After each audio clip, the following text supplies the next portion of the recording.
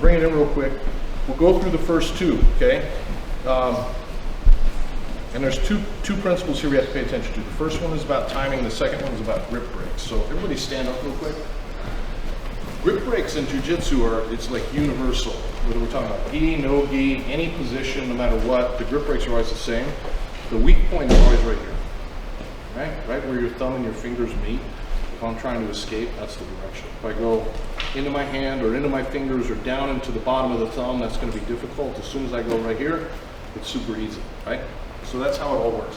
So if Liam grabs my wrist, the opening is right there between his thumb and his fingers. If I bring my elbow here, then that comes out real easy, right? If he grabs the other side, now the opening is over here, right? So I go here, and then it comes out really easy. That's how it works. If he grabs my gi, if it's turned this way, that's a very hard grip to break, right? Because the weak point is now, he's protected it. So that's why we grab here, and then I rotate it. And now it's going to be easy. That direction pops the grip up. It's always the same, no matter what, right? And so when I'm trying to break a grip, no matter what kind of grip it is or wherever we're at, that's the spot I'm looking to find, okay? And likewise, when you're trying to maintain a grip, you have to protect that. So that's the first thing. The second thing is timing. This is everything I'm showing you right now is very late. And a lot of times when I teach, I start super early and work to very late. And here, this last couple classes, we've been going very late and we're going to work back to early, okay? It's fun to do it either way. But early, I'm mounted. First of all, I don't want to be mounted, so that's late in and of itself. But early on the arm lock is just this. This is my basic posture, right? Go and take an arm. It's just, there's no arm lock, right? That's early. He starts to bring my elbows up to harvest. I walk back and maintain that posture. That's being early, okay? Once he's here, that's super late. Now we're into late, right? He starts to take my arm. I need to connect my hands, okay? And when I connect them, keep going. If I connect like this, that's the direction he wants to pull, go. Super easy. Even if I'm really strong, go ahead and pull it up. It's no problem. So logically, you go here. Now go to pull. Now it's hard. Now you'll still be able to do it. This is only going to buy you seconds, right? But you need to train yourself to protect that. So the arm that's being taken always has to go on bottom. It's on top. It's an super easy grip break. Always on bottom, and that's what protects it, right? So I'm going to catch like this every time. That's number one. Same thing every time. And number two, because I'm late to him getting the arm, it's too late for me to battle. Trying to fight there would be a waste of time. Maybe I'd get it, maybe I wouldn't. So Liam's on top, he starts to go for the arm bar. He's taking my arm, and so I try and pull my arm back, right? We're in a struggle, right? That's like more like a scramble, which is not good jiu-jitsu. So the smarter thing to do is, because I'm late to this objective, is to be early to the next one that he needs to get to. And I know what he needs next is to get that leg over my head, okay?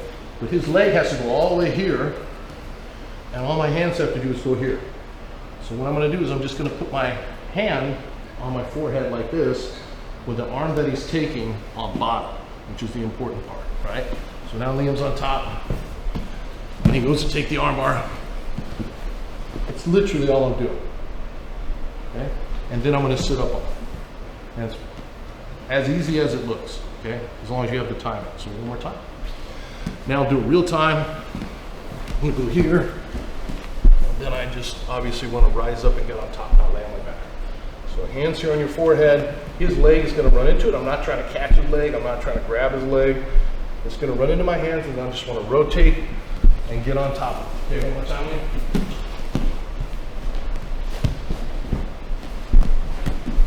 Okay. Now we did that one last week. We did this last week, so I'm going to show two and then let you guys review it. Okay. Second one, I'm late to that objective. Okay, so he managed to get his leg over my forehead before I could get my palm to my forehead. So we're here, back. He goes, couldn't get here in time. Keep going. So now I bring my hands down and in. Go ahead and lock up a good arm lock. Down and in here, okay? And now this is where we get into connection. If he's strong and I just try and push his leg off, fight me, that's hard, okay? So instead, what I'm going to do is I'm going to take out all the slack between my hands and his top knee. So I'm pushing on his knee like this. Fight. Good. And I'm going to maintain that pressure, and then I'm going to slide my whole body down like that. Okay? And now immediately, I shoulder walk over his leg. And I want to be heavy on this, because if he can pull his leg out, he can put it back over and take the arm lock. His leg is trapped. Now he's stuck. Okay? So, again, arm locks. Get my hands down. Good connection. I slide down. Once I slide down, my arms go like this. And I shoulder walk and get heavy on his leg, right? Try and turn on top of me. Scramble for top. So we got two there. Kind of late, a little less late. Okay, let's give it a shot. The better your opponent is at jiu-jitsu, the earlier you have to be. To be a point, and they get really, really good, depending on how good they are at arm bars, there's going to be a point in no return where it's too late and you're not going to get your arm out. And the better they are, the smaller the window you have to be able to escape, so you've got to try and be early. So if you want to put time in on, I would put time in on that first one, okay? I did not talk a lot about when we get on top. So you don't want to roll over into a triangle or another arm bar. So I'm rolling, when I turn over on top of him, if I'm inside his guard, I'd rather not be in the guard. So if there's any chance for me to pass or get over the top of one leg, I will take it. If I am inside his guard, I want one arm on each side of his body, like I'm hugging him. And I don't want one hand between the legs where he's going to triangle me, or two hands on one side where they're going to take your back. So you're going to rise up like you're body locking the person, right? And then depending on what they do, we would rise up into the evasive posture inside closed guard, right? Which you guys know. So the only other thing is, as we go to get our head out, some of you aren't putting your arm over the top of their thigh. And what will happen? Come here for a second. You arm bars me. I go here and I get here. And I try and bring my head up, just throw your leg back over, they're going to do that too. Okay? You got to remember, people are very good at arm bars, and they're going to be good at all these counters. They've seen all these counters too, right? So they're going to have counters to your counters. So the fundamentals have to be done well. So once I get down, I have to hold his leg, so it doesn't, until my back gets on top of it, right? So he's here, he takes the arm bar, I go here. I scoot down, my arms come here, right? Try and throw it back over.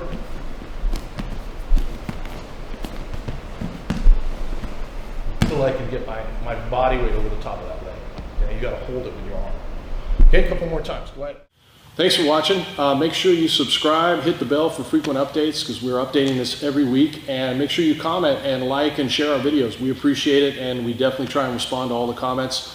And if you like what we're doing and you like the material, check out SBG University, SBGU, and you're going to see a ton more in much greater depth than what you see here on YouTube. Thank you very much.